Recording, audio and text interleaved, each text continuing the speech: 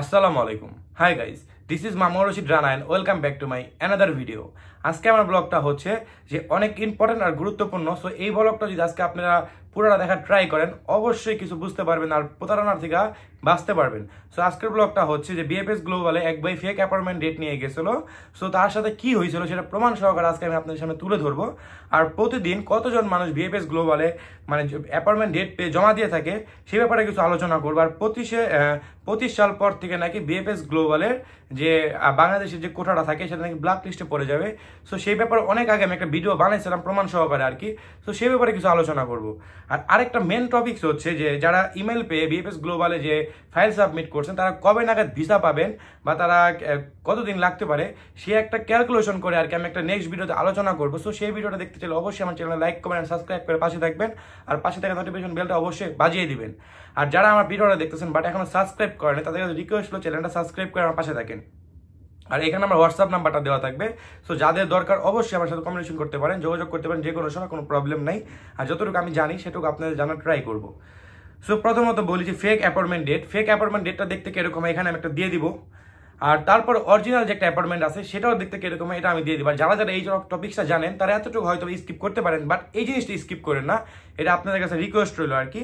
কারণ আমাকে এক ভাই এরকম ফেক অ্যাপয়েন্টমেন্ট ডেট দিছিল যে ভাই দেখেন আমার অ্যাপয়েন্টমেন্ট ডেট, আমার নুলস্তাগুলো দেখেন। দেন আমি সবগুলো ওনার চেক করে দিয়েছিলাম, যে বলছিলাম ভাই এটা ফেক।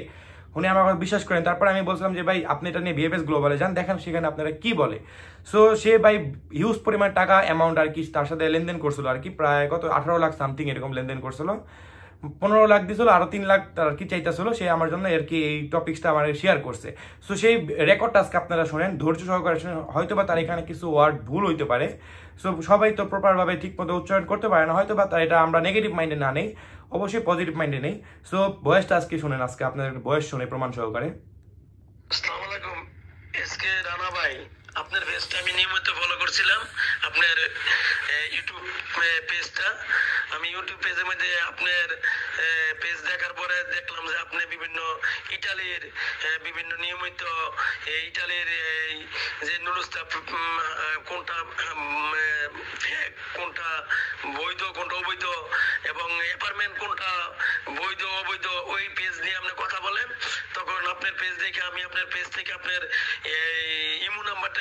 ইমো নাম্বার এবং হোয়াটসঅ্যাপ নাম্বার পেয়েছি। এই হোয়াটসঅ্যাপ নাম্বার আপনার সাথে কথা বলার পরে যখন আপনারা বললাম যে ভাই আমি তো অ্যাপার্টমেন্ট পেয়েছি গতকালকে, আমাকে ট্রাভেলসের মাধ্যমে আমাকে অ্যাপার্টমেন্ট দিয়েছে ট্রাভেলস, তখন আমার অ্যাপার্টমেন্টটা কি ভাই আমার সঠিক আছে কিনা বা আমার অ্যাপার্টমেন্টটা কি ফেক না সঠিক এটা যাচাই করার জন্য যখন আমি আপনার এই অ্যাপার্টমেন্টের ছবিটা পাঠাইলাম, আপনি দেখার সাথে সাথে কি বললেন যে ভাই এটা তো ফেক, আপনার এটা তো ফেক। তখন আমি বলতেছি না ভাই আমার তো এই অফিসে দিছে, অফিসের মাধ্যমে আমার বলতেছে এটা আপনার 13 তারিখে আপনার এই অ্যাপার্টমেন্ট ডেট। তখন আমি যাচাই করার জন্য আপনি কি বলছেন যে আপনি যাচাই করার জন্য যান নাপা টাওয়ার বিএসএফ গ্রুপে যান, গিয়ে ওইখানে চেক করেন। তখন আমি কিন্তু আজকে আমি গেছিলাম, আমি বেলা 1টার দিকে যাওয়ার পরে প্রায় 1-1.5 ঘন্টা ওয়েট করার পরে 3:30 থেকে 4:30 পর্যন্ত তারা এই আমাদের যাচাই করার জন্য বা আমাদের এই মানে মানে কাগজপত্র বাছাই করার জন্য তারা টাইম দেয় 3:30 থেকে 4টার মধ্যে। আমি যখন 5ম তলায় গেলাম, যাওয়ার পরে ঢুকার সাথে সাথে এই বিএসএফ গ্রুপের অফিসার বলতেছে যে ভাই কি সমস্যা। আমি বলছি আর আমার তো এই নুডলসটা ব্যাপার আসছে অনেকদিন আগে, তো আমি গতকালকে একটা অ্যাপার্টমেন্ট পাইছি, এটা কি সঠিক নাকি? এই এটা তো ফেক নিয়ে আসছেন, এটা তো ফেক, এটা ফেক, এটা কোথা থেকে পেয়েছেন? আমি বলছি স্যার আমার তো এক অফিস দিছে, এটা আপনার ফেক, এটা নিয়ে আসলে চলে যান। যদি ফেক নুডলসটা মানে অ্যাপার্টমেন্ট নিয়ে ঘুরেন, যদি পুলিশ জানতে পারে আপনি অ্যারেস্ট হবেন।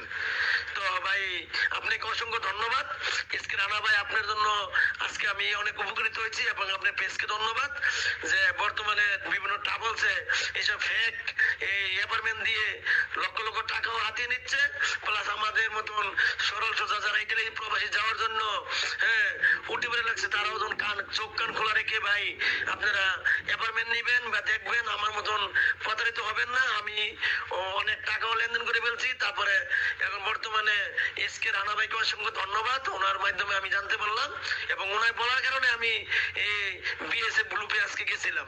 যাওয়ার পরে বলতেছে যে আপনার এটা ফেক। ভাই এটার জন্য এসকে রানা ভাইকে অসংখ্য ধন্যবাদ এবং আবারও ওনাকে অসংখ্য ধন্যবাদ জানিয়ে আমি আমার কথাটি শেষ করলাম। রানা ভাই ভালো থাকবেন, আপনার দোয়া রইল। পাশে বিপদে উপকারে আসতে পারেন, এই দোয়া রইল। আসসালামু আলাইকুম। এই হইলো ভাই এই ভুক্তভোগীর কারণে, ভুক্তভোগী কাতার থাকতো, বুঝতে পারছেন, কাতার থাকতো। তো সেখান থেকে যে এই মানে ট্রাভেলের মাধ্যমে, যার মাধ্যমে সে লেনদেনটা করছে, সে বলছে আমার নুলস্তা উঠে গেছে, দেন তুমি চলে আসো। তাকে 1 বছর আর কি নাকা দড়িটা ঘুরাইতেছিল। সো দেন একটা ফেক অ্যাপয়েন্টমেন্ট ডেট দিছিল, সেই ফেক অ্যাপয়েন্টমেন্ট ডেটটা আমি আপনাদের এখানে দিয়ে দিব। সো সেখান থেকে আপনারা দেখে নিতে পারেন। সো এইসব বলার কারণটাই হচ্ছে ভাই ফেক অ্যাপয়েন্টমেন্ট থেকে বিরত থাকেন আর কি। আর এইসব নিয়ে যদি আপনি বিএফএস গ্লোবালে যান, অবশ্যই আপনি তারা আইনের যে ব্যবস্থাটা অবশ্যই তারা নিবে। সো এইসবের ব্যবস্থা থেকে দূরে থাকেন। তার সাথে কি বলছিল যে দেখেন আপনি সহজ শর্মা, সেই জন্য আপনাকে ছেড়ে দিলাম, বাট এইরকম যদি প্রতিনিয়ত হয় অবশ্যই আমরা আইনের যে ব্যবস্থা সেটা নিব। কারণ উনি বলছে ভাই আমার তো এগুলো কোনো ছিল না, আমি তো টাকা দিয়ে নিছি। ওনারা বিএফএস গ্লোবাল কি বলছে জানেন, যে যদি আপনার কাছে জাল টাকা পায় তো আপনি কেটে ধরবে, কার কাছে পাইছে, কে বানায় না বানায় এটা তো তারা দেখবে না। এইসব কথাবার্তা শুনে অনেক ঘাবড়াই গেছিল সে সেজন্য আর কি বিএফএস গ্লোবাল থেকে পরে বের হয়ে গেছে। বের হয়ে আমাকে আর কি বয়সটা দিছে।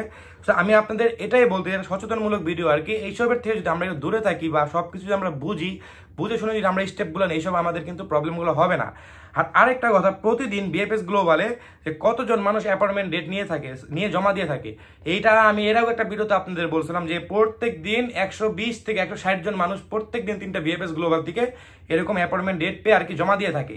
সো সেই অনুযায়ী আর কি যে যারা ইমেলের মাধ্যমে অ্যাপয়েন্টমেন্ট ডেট পাইছিলেন, সেই টপিক্সের একটা ভিডিও হয়তো আমি নেক্সট ভিডিওতে বানানোর খুব ট্রাই করব, যে খুব কিভাবে তারা খুব তাড়াতাড়ি আর কি যে মাধ্যমগুলো আছে সেই মাধ্যমের মধ্যে খুব তাড়াতাড়ি যে ভিসাগুলো পেয়ে যাবেন।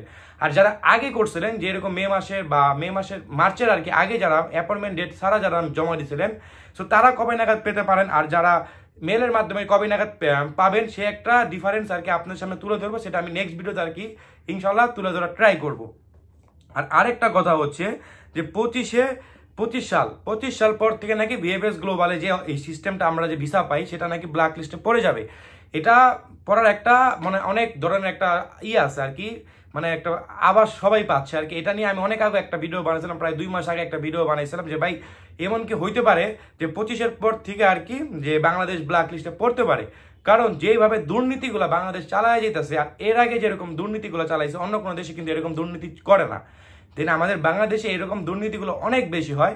সো এই জন্য আর কি তারা 23 থেকে 25 পর্যন্ত 2-3 বছরের জন্য একটা কন্ট্যাক্ট করছিল বাংলাদেশের সাথে। সো হয়তো বা দেখেন এই কন্ট্যাক্টটা শেষ হওয়ার পর, আমি বলতেছি না যে ব্ল্যাক লিস্টে পড়বে, দেন আমি ধারণা আর কি এই কন্ট্যাক্টটা শেষ হওয়ার পর দেখবেন অবশ্যই বাংলাদেশ যে ইতালির সাথে কমিউনিকেশনটা এটা হয়তো বা দেখবেন ক্লোজ হয়ে যাবে। ইদানিং কিন্তু প্রায় 8-9 বছর কিন্তু একবার অফ ছিল, কথাগুলো কিন্তু বুঝেন। সো এরকম দেখবেন কবের জন্য আবার দেখবেন 25 সাল শেষ হয়তো বা আবার দেখবেন আবার বাংলাদেশ ব্ল্যাক লিস্টে পড়ে গেছে। সো এটা আহামরি অনেক কিছু না, কারণ বাংলাদেশের যে কাজকাম চলতেছে, এইসব ভুয়া নুলস্তা, ফেক অ্যাপয়েন্টমেন্ট, এইসব নিয়ে যেরকম মানে হয়রানি আমরাও হচ্ছি, দেন বিএফএস গ্লোবালের কর্মকর্তারা এইসব হয়রানিটা হচ্ছে। সো এই জন্য হয়তো বা দেখেন এইটা ব্ল্যাক লিস্টে পড়ে যাওয়ার খুব সম্ভাবনা আছে। সো আজকের ভিডিওটা এতটুকুই। সো আজকের ভিডিও যদি আপনার কাছে ভালো লাগে থাকে অবশ্যই আমার চ্যানেল লাইক কমেন্ট সাবস্ক্রাইব করে পাশে থাকবেন, আর পাশে থাকা নোটিফিকেশন বেলটা অবশ্যই বাজিয়ে দিবেন। তো সবাই আমার দোয়া করবেন, সুস্থ থাকবেন। আসসালামু আলাইকুম, আল্লাহ হাফেজ।